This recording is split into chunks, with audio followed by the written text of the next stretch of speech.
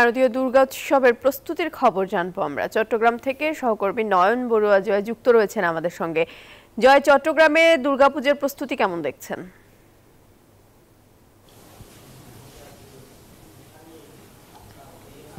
ধন্যবাদ প্রিয়ঙ্কা আপনাকে। দুর্গাপূজার সময় কিন্তু ঘনিয়ে এসছে, তার কারণে কিন্তু প্রস্তুতি অনেকটা শুরু হয়ে গেছে। আমরা চট্টগ্রামে যে মণ্ডপগুলো আছে সেখানেও প্রস্তুতি চলছে, একই সাথে যেখানে প্রতিমা তৈরির কাজ চলছে সেখানে কিন্তু আমরা এসেছি।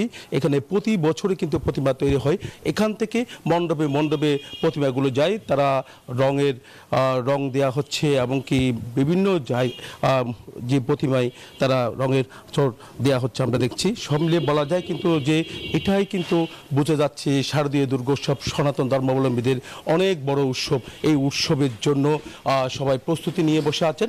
আশা করা যায় প্রতি বছরের মতো এই বছরও খুব সানন্দে এই উৎসব পালন করা হবে। আমি একটু জানতে চাচ্ছি, এই যে কাজ চলছে কেমন? এনজিওর কিস্তি প্রথমবার বিকাশ পেমেন্ট করলেই 20 টাকা ইনস্ট্যান্ট ক্যাশব্যাক। কাজ আমাদের রঙের কাজ চলছে। হ্যাঁ, যেহেতু আগামী মাসের 10 তারিখে পুজো, যেই জন্য আমাদের এখন রঙের কাজ কমপ্লিট করতে হবে। আর বিশেষ করে চট্টগ্রাম শহরে মহানগর পূজা উদযাপন কমিটি, ঘাটপ্রহাদ ব্যাগ, বৃন্দাবন আখড়া, রুমঘাটা, হ্যাঁ, এরকম বড় বড় যে প্রতিমা মণ্ডপগুলি আছে, পূজা মণ্ডপগুলি আছে, সেখানে প্রতিমাগুলি এখানে তৈরি হচ্ছে। আর কিছু কিছু প্রতিমা গ্রামেও যাবে আর কি।